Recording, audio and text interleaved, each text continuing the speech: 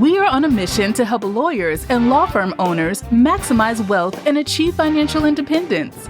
Welcome to the Lawyer Millionaire with Darren Wurz from Wurz Financial Services. In this podcast, we will help you build wealth, minimize your taxes, and plan for retirement with money management strategies designed for the legal profession. Join us in this journey where we help you manage your money so you can make the most of your future. Start feeling confident in knowing you are well prepared for retirement and on track to financial independence. Now on to the show.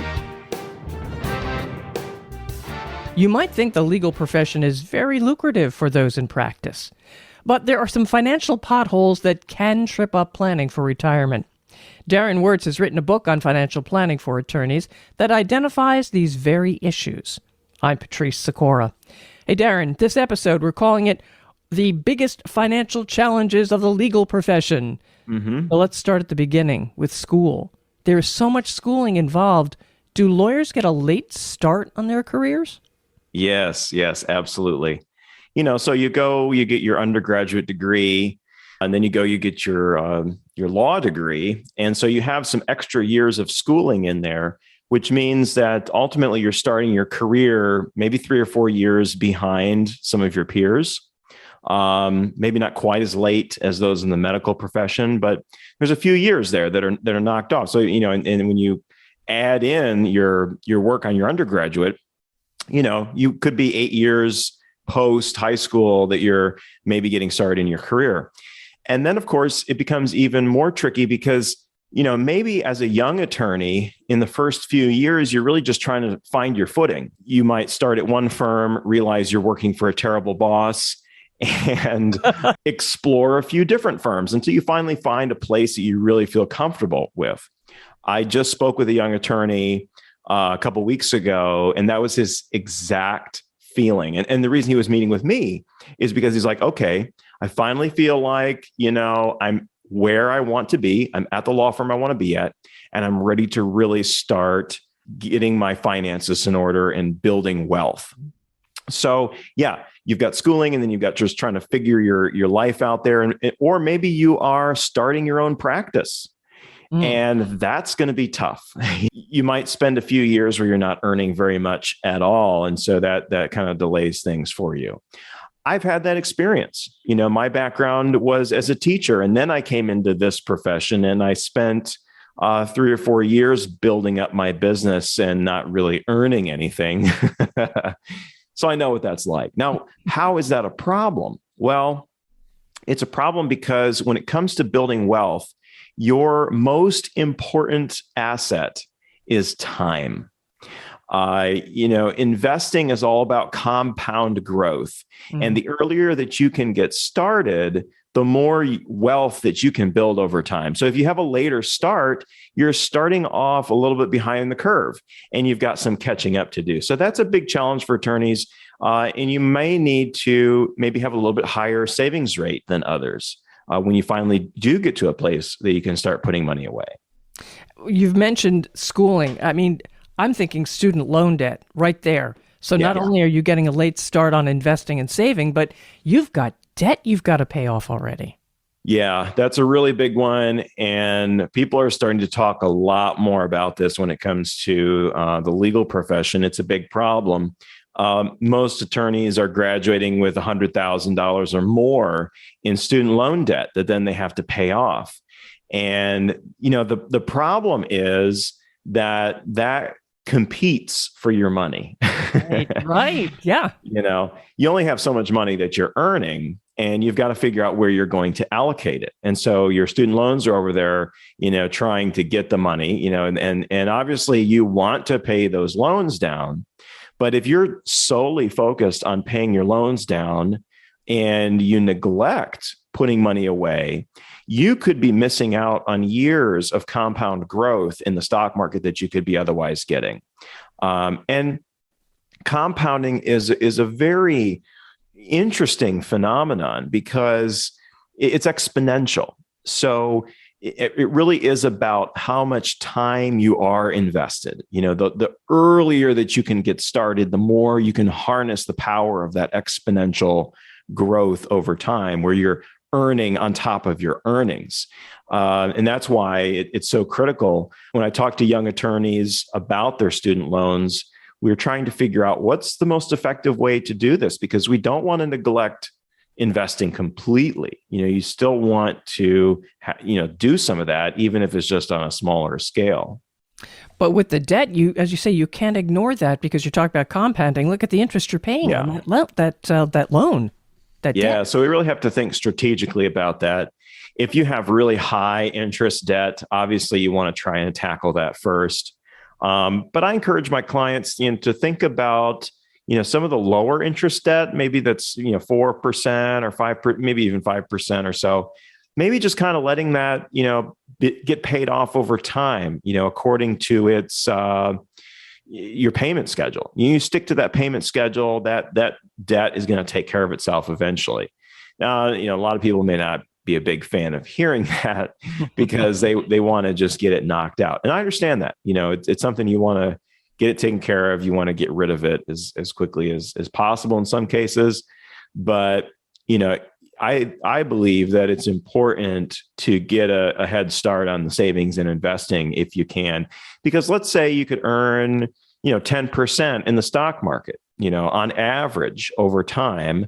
That's significantly more than maybe what you're paying on your loans. So, you got to look at where the most growth is. You kind of think of your loans as an investment.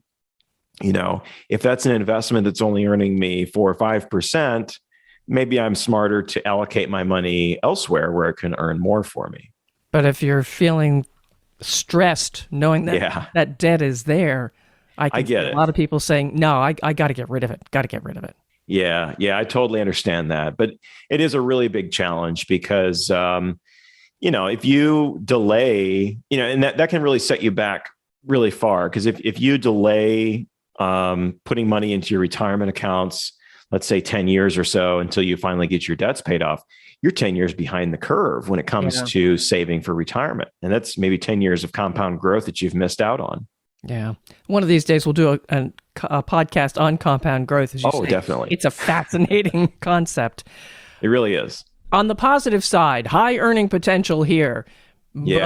But that also means higher taxes. What about this? Yeah, definitely. So the good news is once you finally do get your debts paid down, the legal profession is one that has a high potential for earnings. You can earn a lot of money as an attorney. Median salary is well into the six figures, and partners can make, lots and lots of money. And there's even more opportunity if you own your own practice. Your income is really, there's no ceiling to it. It's whatever you can make owning your own business. Or if you're a contingency fee attorney, there's a lot of money that you can make there. If you personal injury, you settle a big case, you get a big settlement award. There's a lot of money to be made, but that comes with a big problem, and that is taxes. Yeah. So for my older attorneys who are more settled in their careers, we're trying to figure out what's the most effective way to deal with taxes.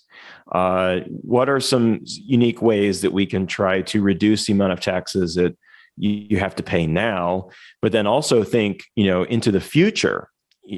How can we reduce the amount that you're going to be paying in taxes over the course of your lifetime? It's not always just about saving money on taxes right now in the moment. We want to do some strategic plannings. And a lot of times that involves your retirement accounts, figuring out how we can take the most advantage of those accounts to really squirrel some money away and try to, allow you to keep as much of it instead of giving more of it to Uncle Sam. So we're looking at, does a Roth make sense? Does it make sense to do the pre-tax? Or are there other things that we can put into place to try to save money on taxes? If you're a contingency fee attorney, maybe we need to think about some structured fee arrangements for some of those big settlements that you may get. So that becomes a really big concern. And that's something that I hear from the people I work with. That's one of their number one questions that they are asking when we dig down to it. Of course, it's the retirement question, Am I on track for retirement? Am I going to have enough money for retirement and all that?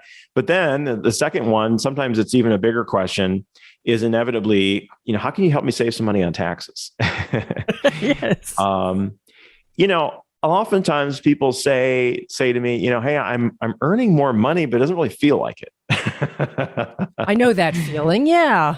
Right? You're right. Because Uncle Sam is taking a bigger and bigger chunk of it, So that's a big concern that I find a lot of attorneys have. You mentioned the contingency fees, which rolls right into the next point here. Unpredictable income. Yeah. As if you're a solo practitioner, sometimes years are good, sometimes years aren't. There's nothing to smooth that out for you. And with contingency fees, wow, you can get a huge windfall and then have nothing. Yeah. How do you deal with that? It's a big problem for many attorneys. You mentioned the contingency fees. That's a big one. And of course, if you own your own practice, you just have the ups and downs of being a business owner. Yeah. The cycle over the market. One thing that we learned in 2020 is that the legal field is not immune to the cycles of the economy. Really, truly. A lot of times, previously, the legal profession was thought of as something that was kind of insulated from economic cycles, because people are always suing people, regardless of the economy. Business attorneys, who deal with business transactions may see a bit of a dip, but other parts of the legal field might be somewhat protected. Well, 2020 threw that all out the window. We had, courts were actually closed. There was nothing happening. Right. So you really have to be prepared for those situations. So this is the one thing that we deal with and help attorneys try to figure out. And there is a chapter all about cash flow management in the book. So you can check out more of it there. But trying to figure out, how can we even things out? How can we smooth out the cash flow strategically as much as possible? A lot of times that just involves doing some careful planning. I get it. I own my own business, and I've experienced the ups and downs of that kind of a situation where you have good years and bad years, good months and bad months. And here's what happens, right? Here's why this is a problem, a financial problem for attorneys. You get a big windfall. You're feeling great. You go and you want to spend all kinds of money. Then all of a sudden, the wind changes and you didn't put anything away. And now all of a sudden you're like, okay, where's the money? So you get into this cycle, this boom and bust cycle. And what can happen is you end up racking up credit cards. That's what you don't want to do. You don't want to use credit cards to manage that cash flow cycle. You want to, do some other things. You want to set up some separate accounts, create some regularity for yourself, instill certain practices and planning to make sure you can, really try to even things out. Early in my career, I had a really great couple of months and I was feeling really great. And one of my brother's clients was selling a boat. But I don't think this is going to be funny. Right. Well, it actually has a good ending because I didn't buy the boat. Jump ahead to the ending. But, I was thinking about it. I was like, hey, I got some extra money. Yeah, hey, it would be fun to own a boat. But I'm so glad I didn't, because the next few months were really, really challenging. And then the other thing I didn't plan for was I had all this income, but then at the end of the year, I had all kinds of taxes to pay. Yeah. So, that's something that we help attorneys with, trying to master that cash flow cycle. And the fact that you are helping them helps them because they don't have enough time to do this? Absolutely. Yeah. And that's the fifth thing is the lack of time. And that's a really big challenge. Attorneys are busy. You are not just a practitioner, but you are a business owner. Even if you work in a big firm, you're probably responsible for bringing in business. You have to be a marketer, you have to be a networker, you have to be a mover and shaker out there, getting new business. So you have a lot of hats that you're wearing. You're doing a lot of things at the same time. And burnout is a real big problem in the legal profession. It's stressful. It's very busy. Your time literally has a price tag attached to it, True. So that becomes a problem with your finances often because, maybe you're so busy that you're not spending the time to sit down and plan things out. And I see that a lot with people that I work with.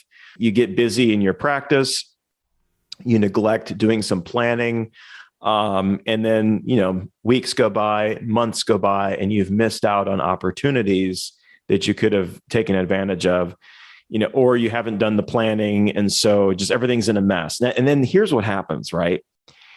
When you don't take the time to sit down and go through things, you then get to this place where you just want to avoid it. Oh, I think we all know that place. Yes. Yeah, it's avoidance. I use a program called mint.com to budget and track my expenses and things. But here's the thing, and there are other things like that out there. But here's the thing with a system like that. You have to maintain it. Yeah. Otherwise, it just becomes a big jumbled mess. And the messier it is, the more you avoid wanting to go in and look at it. I've been there. I know that feeling. So my own personal practice is Saturday morning. Saturday morning is my time to go in and look at my personal finances, review transactions, and just kind of tidy everything up. So that's, if you can kind of set aside some time like that on a regular basis. I think weekly is good because monthly, but if you do it monthly, by the time you get to sitting down and going through your expenses, you're looking at charges on your credit card, scratching your head like, now what was that? Yeah, that should be pretty daunting, I would think. Yeah. So it's really important to be proactive and spend some time planning, even if your time is so limited. You really have to be purposeful about setting aside time to really focus on you and focus on your money. Do your clients push back when you say you really have to put a little bit of time into this? You've got to invest something. You've got to think about this. Do they say, yeah, maybe, or do they just give you a yes and not do it? It's probably the latter. And I get it. You have all kinds of demands. It's easy to focus on the urgent and neglect the important. I've heard that said, and you have clients that you're dealing with, right? So they've got their issues that they're reaching out to you and you're really busy. And a lot of times we keep thinking to ourselves, things are going to get better, right? I just need to make a little bit more money. I just need to make a little bit more, give it a couple months. Well, you can spend your whole life doing that. Yeah. So you really have to sit down and, be purposeful about it. And it's really helpful to have an advisor who can pester you. Mm-hmm. So that is one of the great roles that I play with my clients is I can be that person that's kind of an accountability partner for you, trying to help keep you on track, make sure that you are taking care of certain things that need to be taken care of, checking in with you to make sure things get done, because it can be a lot to handle. It can be a lot to deal with. Right. All right. Now, tell us more about your book, because these points are all in your book. You've got a chapter on it, in fact, right? Absolutely. I've got chapters on a lot of these different topics, student loans in particular. We dive into a lot about that. And I do a lot of math in the book. So you can see comparisons, different strategies, different ideas, visually, which is really, really helpful. So especially taxes. In fact, we have a whole section on taxes, a really big section on taxes, because that's a really important one for attorneys. So the book is called The Lawyer Millionaire, and it's all about how you can maximize your wealth, minimize your taxes, and try to achieve financial freedom or financial independence. And I like to use that term when I'm talking about retirement because it's about getting to a place where you can retire if you want to, but a lot of attorneys they kind of want to keep working a little bit, so retirement might not just be a sudden one-time thing. It might be a slow transition, something like that. But the book will be out hopefully towards the end of June. So stay tuned. And the American Bar Association is supporting this? That's right. The American Bar Association is publishing it. I'm very, very excited, to have a great partner like them. We've gone through the peer review process. We're now in the editing and proofreading stage, and I expect to get the manuscript back any day to review it. Then we'll do the page layouts, and then we'll be off to the races. Oh, that's very exciting. Very exciting. So we will look for the book, The Lawyer Millionaire. And Darren, okay, the book's not quite out yet. People have questions. Even after the book is out and they have questions, how can listeners reach you?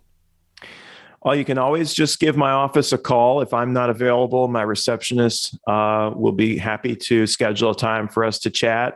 That's 859-291-9879. Or if you go to my website, there's a link there to my calendar, and you can schedule a time to talk with me there. All right. This is The Lawyer Millionaire. Follow the podcast, share it with friends and colleagues, and of course, get the book. It's got the same name. Come on. Absolutely. I'm Patrice Sikora with Darren Wurz, and let's talk again later. Thank you for listening to The Lawyer Millionaire. Click the follow button below to be notified when new episodes become available. This content has been made available for informational and educational purposes only. This content is not intended to represent investing or tax advice. Always seek the advice of a qualified investment or tax advisor with any questions you may have regarding your own financial circumstances.